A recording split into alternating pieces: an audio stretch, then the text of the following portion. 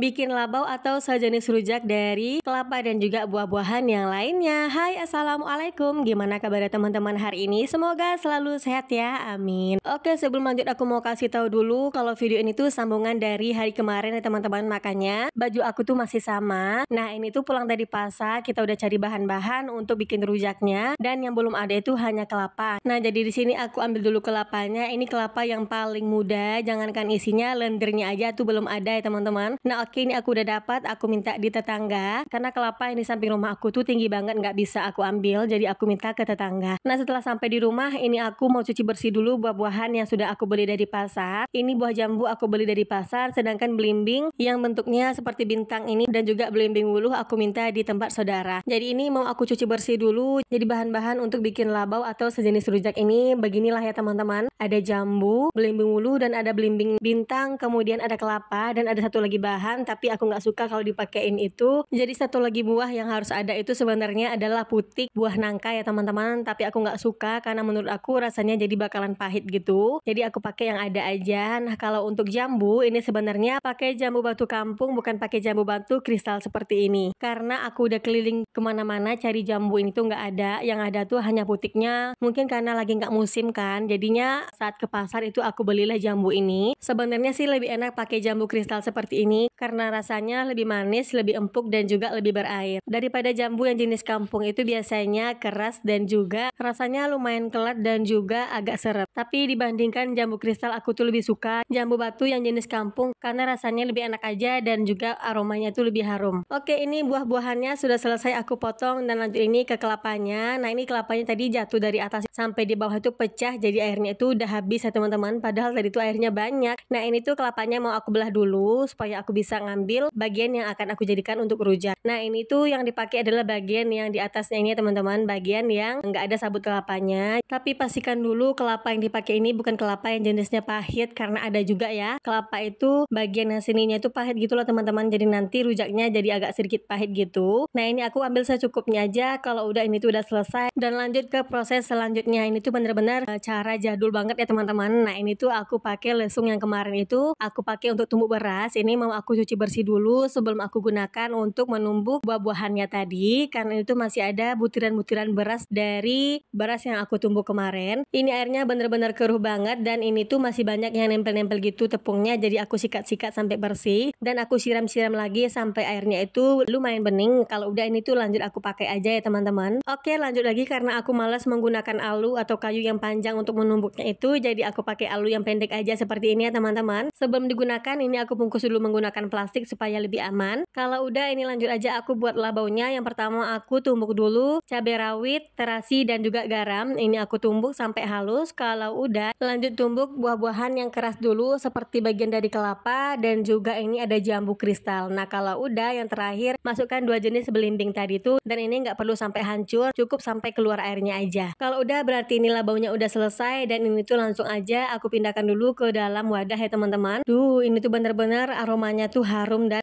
bikin ngiler banget ya teman-teman. Ini aku isi VO sampai ngiler lagi ya teman-teman. Jadi teksturnya seperti ini ya. Nah, ini tuh bener-bener enak banget. Oke, biar makannya makin enak, ini aku juga pakai cara zaman dulu. Makannya pakai wadah daun pisang seperti ini. Wah, Masya Allah, ini tuh bener-bener rasanya enak banget. Asam, seger, manis, pedas gitu. Pokoknya bercampur dan itu rasanya bener-bener enak banget. Apalagi ini ada kuah-kuahnya gitu dan enak banget kalau diseruput. Dan menurut aku kalau aku lagi nggak selera makan terus aku makan rujak ini, selera makan aku tuh jadi lumayan membaik gitu ya teman-teman. Oh ya, kalau di tempat teman-teman ada nggak sih rujak yang seperti ini? Kalau di tempat aku ini namanya labau. Ini tuh memang rujak yang khas banget di daerah aku, tapi kayaknya sekarang udah jarang yang bikin karena mungkin buah-buahan yang susah dicari dan juga cara bikinnya lumayan ribet. Nah, ini kita lanjut makan rame-rame dulu. Nah, oke, sekian dulu untuk video hari ini. Sampai ketemu lagi di video selanjutnya. Wassalamualaikum, bye.